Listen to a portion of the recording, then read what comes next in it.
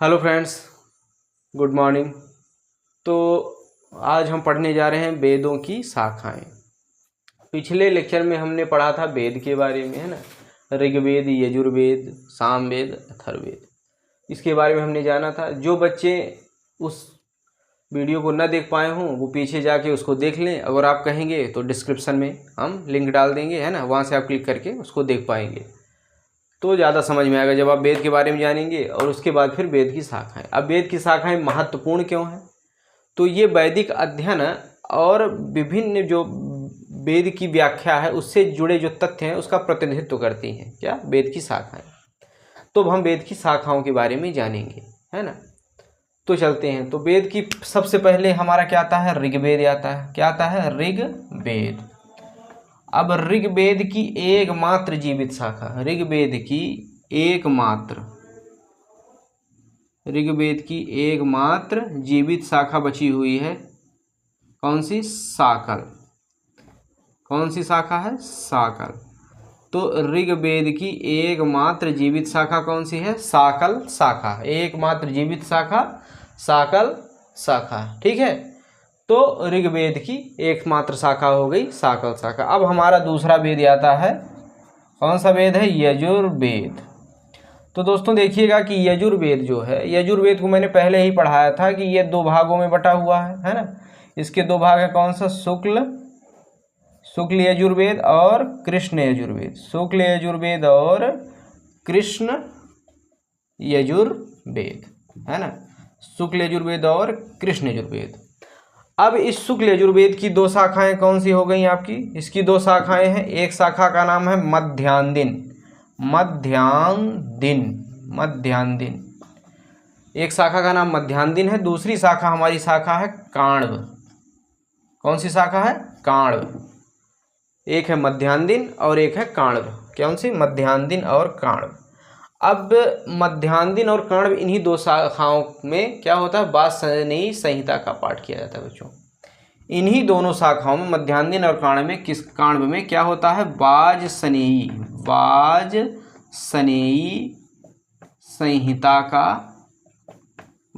संहिता का क्या किया जाता है? पाठ किया जाता है, ठीक है। इन्हीं दोनों शाखाओं में वाजसनेयी संहिता का पाठ किया जाता है। तो ऋग्वेद की एकमात्र जीवित शाखा शाकल शाखा, ओके, शाकल शाखा। यजुर्वेद में शुक्ल यजुर्वेद, कृष्ण यजुर्वेद। शुक्ल यजुर्वेद आ गया और कृष्ण यजुर्वेद आ गया। अब शुक्ल यजुर्वेद में आ गया मध्यान्दिन और काण्व। और इन्हीं दोनों शाखाओं में क्या किया जाता है? वाजसनेयी संहिता का पाठ किया जाता है, ठीक है। किसका पाठ किया जाता है? वाजसनेयी संहिता का। तो इसको आप जो है राइट डाउन कर लीजिए और 2-3 बार इसको देखिए, समझिए, है ना। शाकल शाखा ऋग्वेद की है, मध्यान्दिन और काण्व शुक्ल यजुर्वेद की। अब हम आते हैं किसमें? कृष्ण यजुर्वेद में। किसमें आएंगे? कृष्ण यजुर्वेद में, ओके। तो अब हम आ रहे हैं कृष्ण यजुर्वेद में। अब ये कृष्ण यजुर्वेद की जो शाखाएं हैं वो 4 शाखाएं हैं, है ना, जो इस समय वर्तमान में है। तो वर्तमान में 4 शाखाएं हैं। कौन कौन सी शाखा है? तो काठक, है ना। ये थोड़ा सा पढ़ने में क्लिष्ट है ना। ये शाखाएं जो है पढ़ने में क्लिष्ट हैं थोड़ी। तो जब बार बार इनको आप पढ़ेंगे, काठक काठक काठक काठक, है ना, तो ये आपको याद हो जाएंगी। काठक। फिर दूसरी शाखा आती है हमारी काणिष्ठल। ये भी थोड़ा क्लिष्ट शब्द है। काणिष्ठल। कौन सा शब्द है? काणिष्ठल। काठक, काणिष्ठल, काठक, है ना। काणिष्ठल, काठक, काणिष्ठल, काठक, काणिष्ठल। चौथी शाखा आ गई हमारी मैत्रायणी। क्या कहते हैं इसे?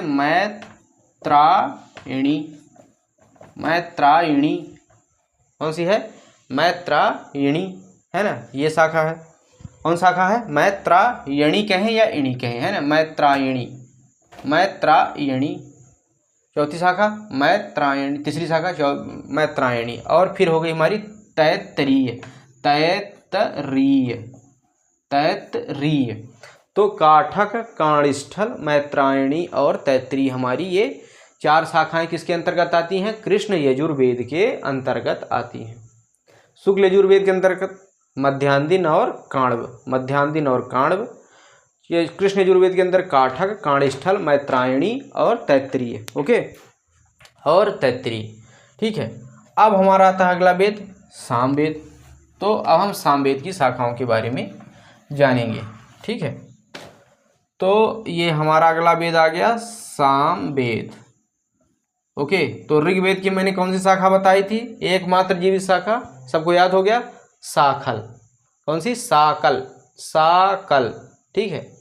शुक्ल यजुर्वेद में मैंने क्या बताया था, मध्यान्ह काण्व। कृष्ण यजुर्वेद में क्या बताया था, काठक, काणिष्ठल, काठक, काणिष्ठल, मैत्रायणी, तैत्तिरीय, ठीक है। अब आगे हम बताएंगे सामवेद के बारे में, ठीक है। तो सामवेद की ये 4 शाखाएं इसमें भी हैं जो वर्तमान में हैं।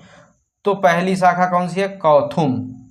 ये सब थोड़े क्लिष्ट शब्द हैं, इनको आप जब बार बार पढ़ेंगे तो ये आपके मुंह में बस जाएंगे, है ना, मुंह में आने लगेंगे। कौथुम, है ना, काठक, काणिष्ठल, है ना, मैत्रायणी, तैत्तिरीय, काण्व, है ना, मध्यान्ह। तो ये इस तरह जब आप बार बार करेंगे तो ये आपको याद भी हो जाएंगे और बोलने में सहज भी हो जाएंगे। तो कौथुम, ठीक है। कौथुम के बाद इसमें आया राणायनीय, राणायनीय, क्या है, राणायनीय, राणायनीय, कौथुम राणायनीय, कौथुम राणायनीय और जैमिनीय। कौन सा, जैमिनीय, जैमिनीय, कौथुम राणायनीय और जैमिनीय। चौथी कौन सी है, तलवकार, तलवार नहीं, तलवकार, है ना, इसको आप तलवार मत समझ लीजिएगा, तलवकार, है ना। तो कौथुम, राणायनी, जैमिनी और तलवकार। आपसे पूछ लिया जाए कि सामवेद की 4 शाखाओं के बारे में बताएं, तो आप क्या बताएंगे, कौथुम, राणायनी, जैमिनी और तलवकार। दे दिया जाए कि सामवेद की शाखाएं हैं, है ना, उसमें 2 अलग शाखाओं को दे दिया जाए, बताएं, काण्व दे दिया, मध्यान्ह दे दिया, ये सब दे दिया, और एक दे दिया कौथुम। तो बताएं, उसमें पूछ लिया कि सामवेद की कौन सी शाखा है, तो आपको पता है तो आप सीधे लगा देंगे कौथुम। राणायनी है तो राणायनी, जैमिनी है तो जैमिनी और तलवकार है तो तलवकार। तो ये 4 शाखाएं हो गई। अब आता है हमारा कौन सा अगला वेद, अथर्ववेद। अब अथर्ववेद के बारे में जानेंगे, इसकी कितनी शाखाएं हैं, है ना।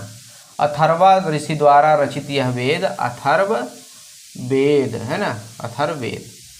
इसकी जो शाखाएं हैं वह कौन कौन सी हैं, तो एक शाखा का नाम है शौनक शाखा, शौनक, शौनक शाखा, और दूसरी शाखा का नाम है पैप्लाद, पैप्लाद, ठीक है ना, पैप्लाद। दूसरी शाखा का नाम क्या है हमारे, क्या नाम है, पैप्लाद, है ना। तो दूसरी शाखा का नाम क्या है, पैप्लाद, पैप्लाद, है ना, ये है, इस तरह है, पैप्लाद, पैप्लाद, शौनक। तो अथर्ववेद की 2 शाखाएं शौनक और पैप्लाद, पैप्लाद। तो अथर्ववेद की हमारी शाखाएं कौन सी, शौनक हो गई, पैप्लाद हो गई।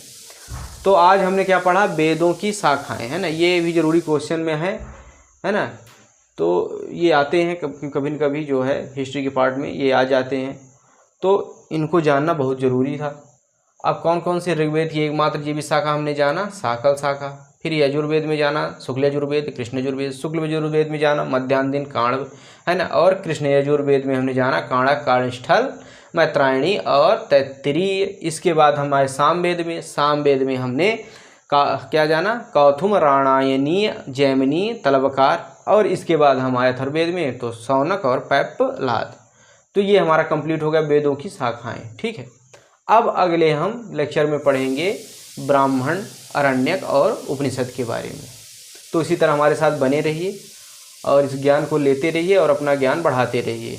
और इस वीडियो को लाइक करिए, सब्सक्राइब करिए और ज़्यादा से ज़्यादा दोस्तों में शेयर करिए, जिससे उनका भी ज्ञान वर्धन हो और वो भी सरकारी सर्विसेज की ओर अग्रसर हों और लक्ष्य को प्राप्त करें। धन्यवाद दोस्तों।